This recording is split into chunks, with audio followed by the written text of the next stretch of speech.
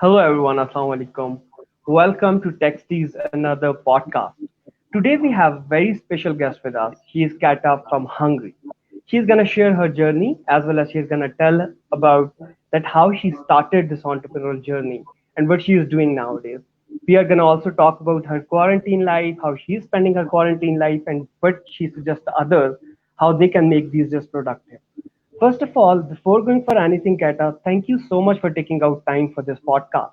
And can you please Thank introduce you. yourself for the audience that who is Kata? Yeah. Yeah, so hi everyone. I'm Kata, and thank you for inviting me to this podcast today. I don't know, I guess you'll learn who I am. I'm basically Yeah. a small girl, just very, very motivated to do something that's good for the world, exciting for me, and creating value for others as well. Uh, I might have a surprise guest, but currently she is sleeping. It's my 1-year-old puppy, so she makes it easier to spend Ah, my time during quarantine. So yes, you're spending your quarantine days with her. So, yeah. by the way, there is one thing which I want to ask you that before going for your quarantine life, how this all started? Because as much as I know about you, you started your journey from Mercedes, then you went to Red Bull, then you started working for Walt Disney, and then you founded a company. Then after that, you became the CEO of the current company, the current work you are doing.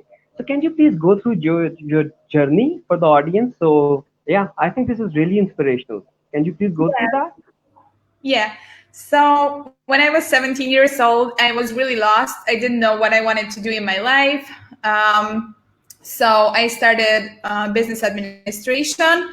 And in my first marketing lesson, I thought, oh my God, this is what I want to do because marketing is such a strong power and it can actually influence people and the world to make it better, to achieve common results. So then I was really motivated to just start working as an intern and find learn from the best. So this is also why I applied to Mercedes. It was here in Hungary, and basically it was my first real life experience with real life marketing challenges. I really loved it. So I thought to myself, I want to experience this at other Yeah, companies for too. every business, marketing is something. Yeah. Yeah. So then I wanted to see how it works in other industries. And there was an opportunity to become an intern at Red Bull as well. So I moved to Red Bull. I have to say you it's exactly as you would imagine working at Red Bull, a lot of extreme sports, team building events were like rock climbing. So it really was like a Red Bull culture in there. I loved it. And then I decided to try Walt Disney as well.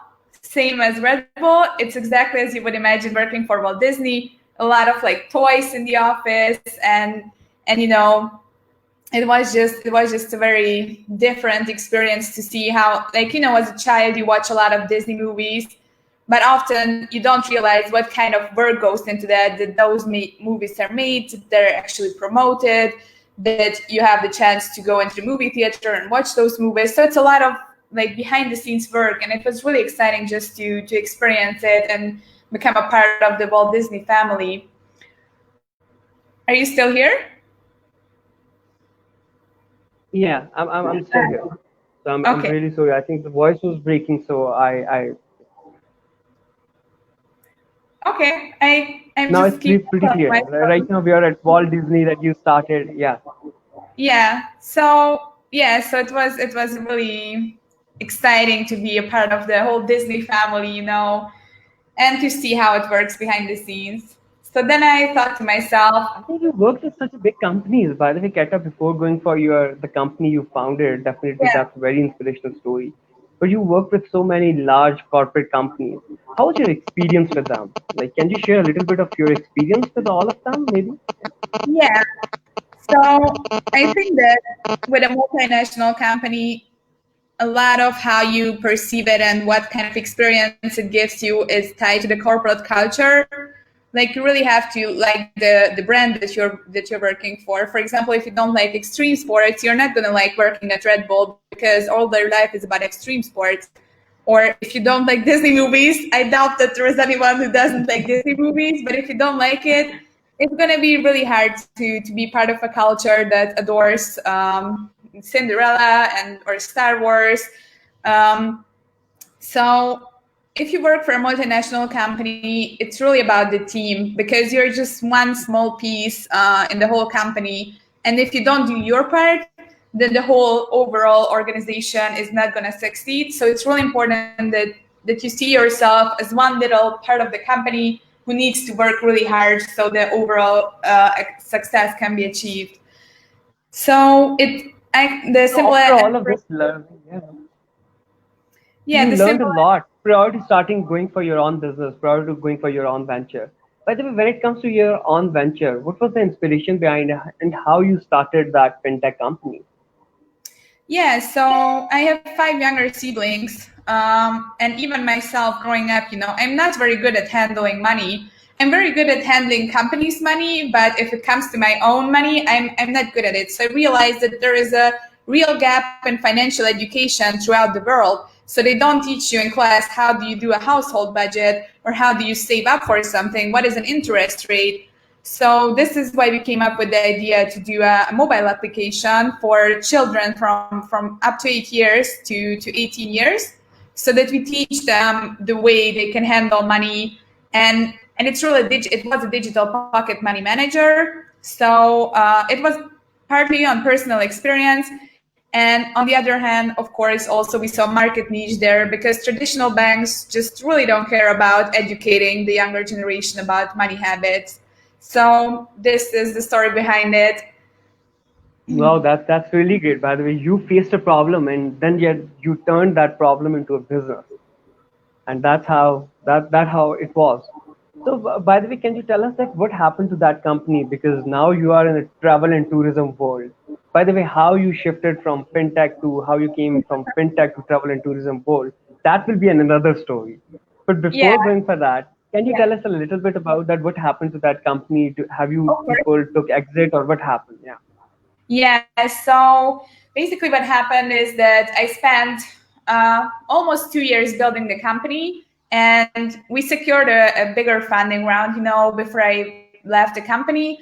So I thought that at the point when I left the company, I wanted something more challenging, because the company had money by the time. I briefed the marketing agency on the strategy. We had key partnerships with banks in place. So I actually thought to myself that it was an opportunity for me to start something else. And as you've seen from my past, I have switched a lot between industries, so it was not a big surprise for me to go and do something really different. The travel industry is something that our generation can relate to, because we like to travel a lot, we like to experience different cultures. And of course, all of us have faced like a flight cancellation or a flight delay, and it's really upsetting. So once again, well, yeah, it was a colleague of mine who actually like recommended me for the CEO job, and I was like, absolutely, I love it. I can identify myself with the problem. I know how hard it is for someone when the plane is late and you don't get there in time, especially when you have a business trip. So it was a natural fit with my values. So this is how I ended So up. by the way, as you just mentioned that you started with everyone loves traveling, like it seems like you are an avid traveler. So by the way, can you share a little like because I'm gonna ask you a lot of questions about traveling because Texte is a digital travel guide in Pakistan. We also work in travel and tourism sector. But when it comes to travel and tourism sector, this is the most vulnerable sector right now. No one is traveling, first of all. And what you think when people will start getting traveling? And secondly, what will be the new normal for traveling? Because the new normal will be a bit different than the previous normal. Yes, I agree with you. So I believe that in the past, I don't know, 5 years, we really had the luxury that everyone was traveling everywhere. So there was an Yeah. unprecedented amount of tourism. And then, of course, now it took us a big shock that we can't travel anywhere. But if you think about it, so I'm trying to answer all parts of your question. So yes, it is a very vulnerable industry at the moment. And I think that only a few players will survive in like each segment, like just looking at airlines, they're consolidating, they're taking government bailouts. So they're basically becoming government Yeah. funded again. And also with our competitors, I can only say that I see how the market is. They're just really, mergers and acquisitions. Some of them fail. And I think I've seen the same. I think there are forecasts that 1/3 of all travel agencies globally will disappear after this crisis. So there's going to be this is something which is really scary for the travel and tourism world, that a lot of companies will disappear because of this COVID-19. So, what you suggest travel and tourism companies, what they should do, how they can survive during this pandemic, specifically when it comes to small entrepreneurs, because large corporate companies can survive during any pandemic, anything. But when it comes to small entrepreneurs, because I heard that you are also mentoring different startups over there in yeah. Hungary. So what you suggest other startups, how they can survive during this pandemic? Well, I would divide this. So what I say to travel agencies is that they should be, first of all, if they survive this crisis, they should really make sure that they have enough cash if the next wave of this coronavirus hits, because cash is king. So you need those reserves to be able to survive. Yeah. Also, if you can survive with like a sleep mode, like you can, just keep a few employees and get through this crisis and then restart, you should really be looking at building a whole portfolio of like ancillary revenues, like sell a premium subscription such as we are now offering for flight disruptions, or sell something that can help you to build additional revenue streams besides your original travel, bookings. Yeah, I think this is something which is really a great advice, that they should be working on building some additional revenue streams. I think that's how anyone can survive through this pandemic, because right now, even if you divert from your actual real goal and you start generating money and you can keep your employees, you can still survive during this pandemic, you will be able to do much more when this things will be over. By the way, Yeah. when it comes to this pandemic, like this pandemic will not be over until and unless we don't have a vaccine. The new normal is totally different. We have to follow the new SOPs, new protocols.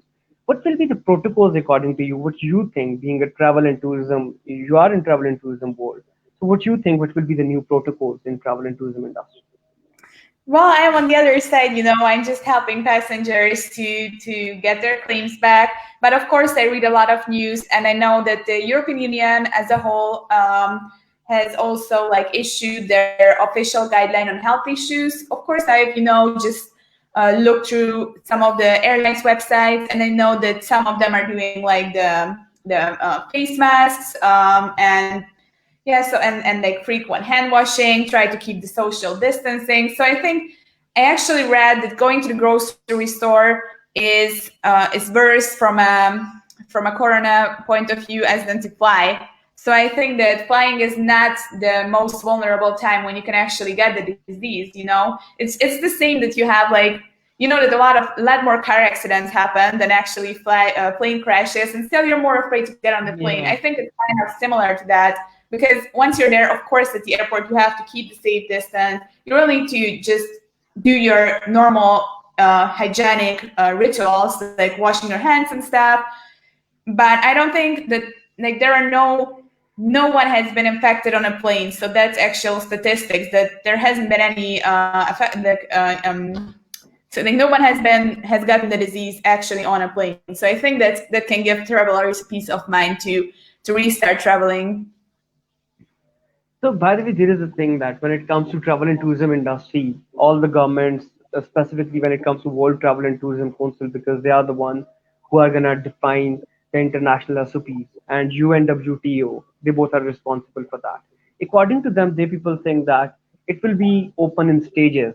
Stage number one will be domestic travel and tourism, then regional, and then the last thing will be international, because all the borders are, I think, European borders are closed right now.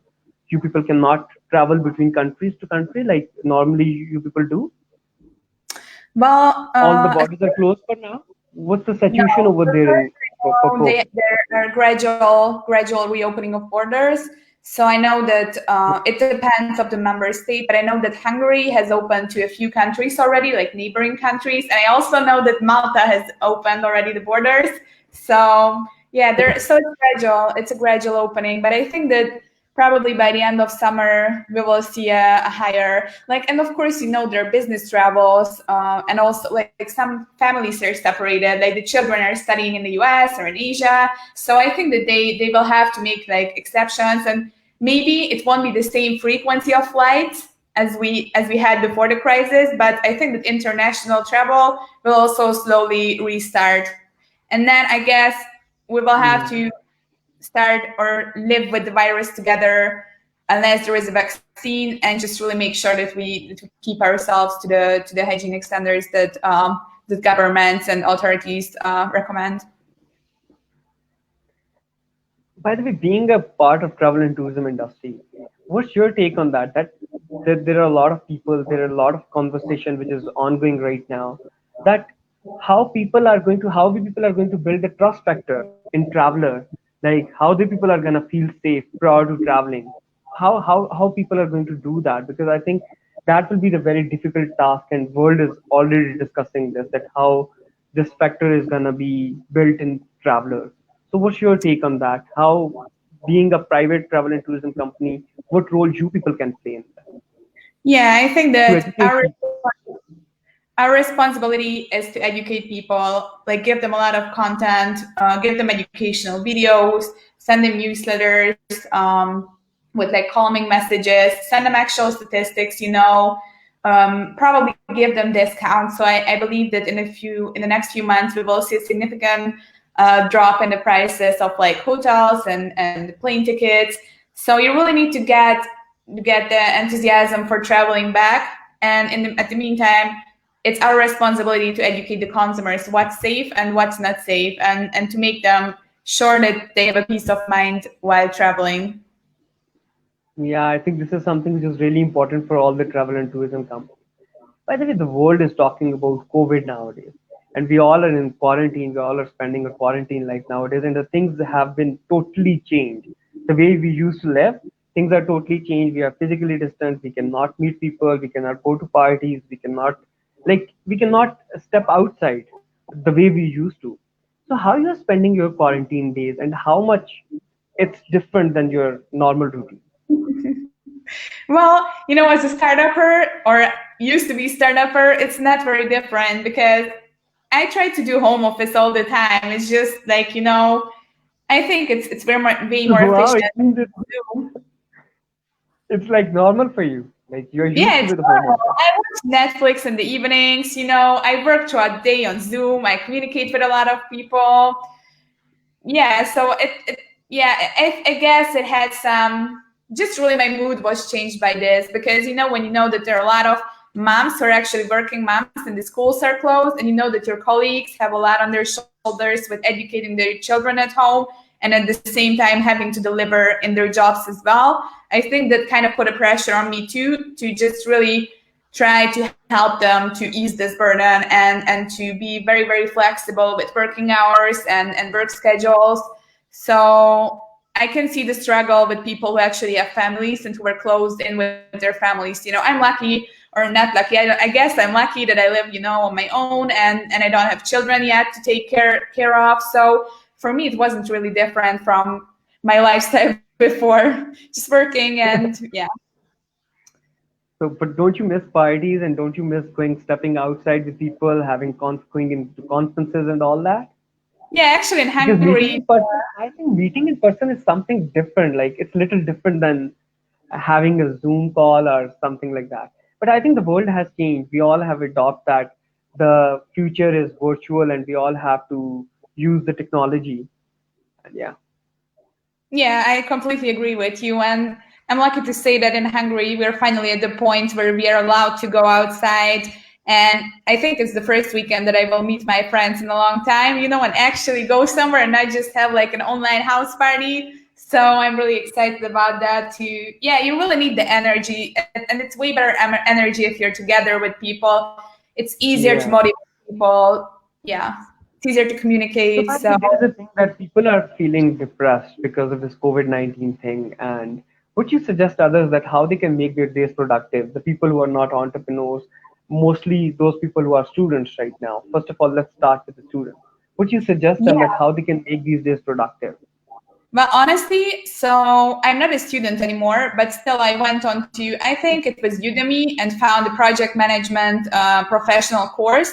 So I think if you're a student, it's the best time to not feel depressed and sorry, but to actually be very happy that you have a lot of free time to do all this stuff, the learning, the self-improvement that you haven't done before, because the current is going to be over. So it will equip you with way better possibilities if you actually subscribe into an online course or get, I don't know, an online degree or whatever. So there are many ways to improve yourself while sitting in front of your computer, and you I can think put the those thing you skills just into mentioned, action. yeah, Sorry? the thing you just mentioned, that you have time right now.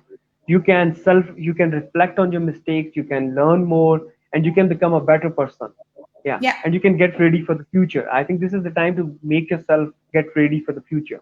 I think this is very important point. By the way, when it comes to entrepreneurs, a lot of business models are not generating money nowadays. Would you suggest those kind of people, those entrepreneurs, budding We'll entrepreneurs? change the business model. So, when you asked me about what would I suggest, I started with travel agencies, but my suggestion to startups is, if you have a small and good team, if you have something that's a great product or great service, there is still a niche for you. So you just need to adapt, because that's what a startup is about. If your business model doesn't work, then make the changes to make it work. So let me give an example that we did with Flight Refund. We have a claim compensation company. So basically, claims stopped coming in as the air industry was done, and 90% of planes were grounded. So we actually switched to a different product which supports people to get their money back instead of vouchers that airlines are handing out instead of for the canceled flights. So I believe that there is Wow, always opportunity. You just need to step you guys outside. pivoted your business. Yeah, and Wow, find you those. guys pivoted your business model, and yeah, I think this is something. This is really a great example for other entrepreneurs. Yeah. Yeah, so just don't give So up. And the team is the most important. So if you have a great team, you'll be able to make the change. You'll be able to identify a different business model. Giving up is the worst. So just don't give up. yeah, by the way, everything has, like, every pandemic or whatever the crisis is, every crisis has some positive and negative things. Like, you need to focus on the positive part so you can improve yourself and you can work on that part. So I think, like, in the current pandemic, there are a lot of companies which are boosting nowadays, like delivery companies. Yeah. There are a lot of other things which people are doing. Like, even when it comes to Kareem, maybe you know about Kareem. It's like Uber. Yeah. Uber for Middle East, like, yeah, it's in more than 14 countries. So by the way, the thing is, when it comes to even those kind of companies, they have changed their business model. They pivoted their business model to delivery thing, so they can Yeah. survive during this pandemic. So I think startups also need to think the same way as you just mentioned, and you guys are a great example, as you just mentioned, that you people pivoted your business model and you people started doing something else. Yeah. Uh, so by the way, how you look at hardship? Entrepreneurial journey is a very hard journey. When you started your own company and right now you're working as a CEO of a company. So how you look at hardships, because this journey is full of sweat and tears. You are not going on a highway. You are driving on a bumpy road. So when it comes to hardships, how you first of all how you look at them, and what you suggest to entrepreneurs when it comes to failures, because there's a fear of failure in most Yeah. of budding entrepreneurs. What you suggest to them? I think that failure is part of the journey, and it doesn't matter if you're an entrepreneur, if you work at a multinational company, or I don't know, if you're a hairdresser. There are going to be failures. That's just part of life. And I know it's kind of a cliche, and everyone says, but I actually like failures because you can learn from them. And unless you're the 1% who actually does everything right for the first time, you're going to face problems. But you shouldn't. And also, there is often a confusion between problems and failure, but they're not the same. So problems you can actually solve, and if you solve the problem, you will be in a better place than before. And failure is a feeling that results of if you're not able to overcome the problem. But there is always a solution to every problem. So you just need to find a different way. Just as I said, with changing the business model and finding the market niche. So again, I can say that of course there are going to be failures. I had mental health issues with the past, like, I don't know, 1.5 years, because I had so much focus on my company. I didn't have time for my personal life. So there's always going to be a sacrifice that you have to make. You just need to assess it. Is it worth it or is it not? And if you decide it's not, then you should just leave it and find something where you feel like you can make that compromise. So wow, this is something which is really great, and people need to learn from this. By the way, just one thing came in my mind that you wrote an article recently, and I have seen that article on LinkedIn. So you talked about depression. That you like, am I right? Yeah, You yeah. mentioned depression in that. So by the way, how you became depressed and how you overcame that depression? Can you tell a little bit about Yeah, that of article course. specifically? Yeah, yeah. So I have a bipolar depression, which doesn't mean that I'm always, down. I'm luckier, I guess, because sometimes I'm very, very energetic and I get things done. And then I become like, a little bit unmotivated. So then I take a few, I don't know, days off. So it balances out, which is lucky for me. But I know that other people in my environment are struggling with like the unipolar depression, where they're sad all time. I think what really helps is a strong support system, that you have family members and friends who actually tell you, like, you need to stop working, you need to focus on yourself. And then also, I wouldn't really be afraid, to just, on the one hand, go to a professional, because they know how to help you. They can actually lead you to a therapy, and they make you realize things from a new perspective.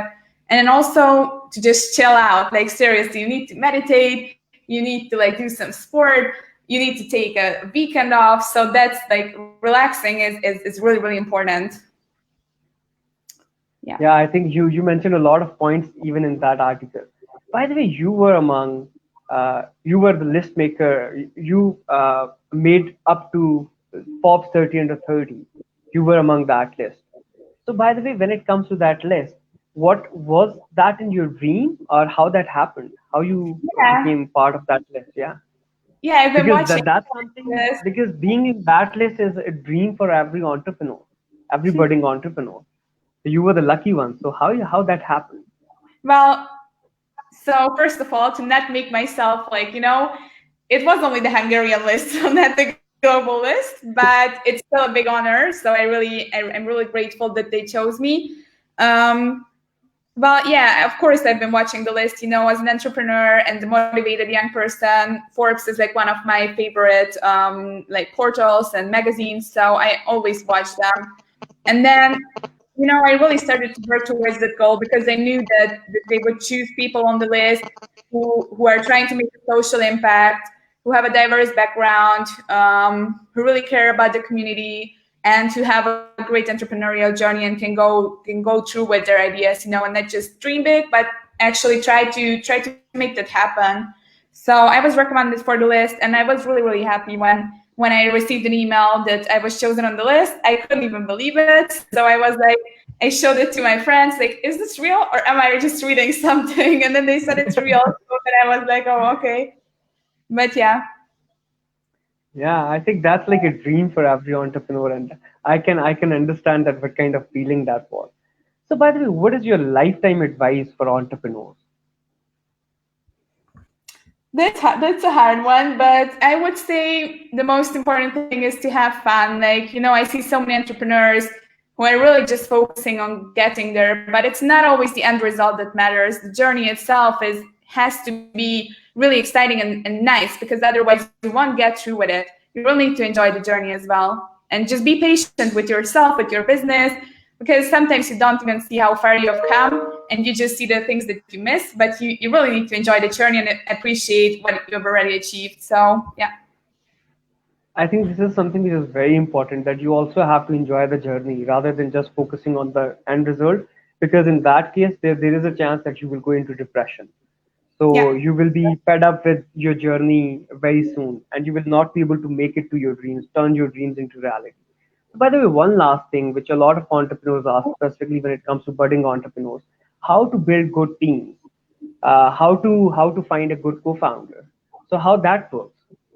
That's the What's your hardest take on question that? of all times. Yeah, because That's the the team is something hardest. which matters a lot. Yeah, because there is a very famous thing that great teams can make great things happen. But how people can hire good team, either if when it comes to hiring or they are selecting a co-founder. So how that happens? What you suggest It to the really entrepreneur? needs to be luck, I think. You need to be in the good place and in the good time, because even if you have friends who you would like to work together with, they might not be free or available at the time because they're in other jobs. Then you can go to random events where they match with co-founders. But I guess it's really hard because the co-founder, to be honest, is basically like a marriage in the first 5 years of the startup, because you have to work day and night, you have to travel a lot together, and you have to raise your child, which is basically the startup's product. Then you have to grow a family, which is your team. So you really need to choose wisely, like who is the person that you feel like could be on the side, can be on your side in the trip, and they have to be equally motivated. Because if you're the one who's motivated, that's not good. You need to balance each other out, and if someone is having a bad day, the other one needs to pull you up. So I have no Yeah, I strategy think when for it comes to finding that co-founders, person. equally motivated is something which is really, really important. Yeah, if someone is not equally motivated, you will not be able to make it, yeah, what you want to Yeah, do. If you really want to make your journey happen, like I always suggest to entrepreneurs that, because team is something which is the most important part. And your team, if people don't believe in your idea, until and unless someone don't believe in your idea, your journey, and what will be the end result, what you want to do in life, what your dream is. So don't select them as your team members. So until and unless someone don't believe in that. yeah. So, by the way, Kata, it's been 30 minutes and it's a 30 minutes podcast. Thank you so much once again for sparing out time from your busy schedule for this podcast. It's really nice chatting to you. It's really nice talking to you. Yeah. Yeah, thank you for inviting me, and I hope I was saying also some useful things that some people can I utilize. So think it was, talk about and yeah, and have faith in your ideas and by the yourself. way, the purpose of this podcast is to spread positivity, bringing out positive stories. The people who did something across the globe, show audience their stories so they can take inspiration from. I think this is the sole purpose because everyone is in quarantine nowadays and they are mostly people Yeah, are feeling depressed. that's a really So, good purpose. yeah, this is the sole purpose. Thank you so much. Thank Okay, you so thank much. you. Bye. Bye. Bye.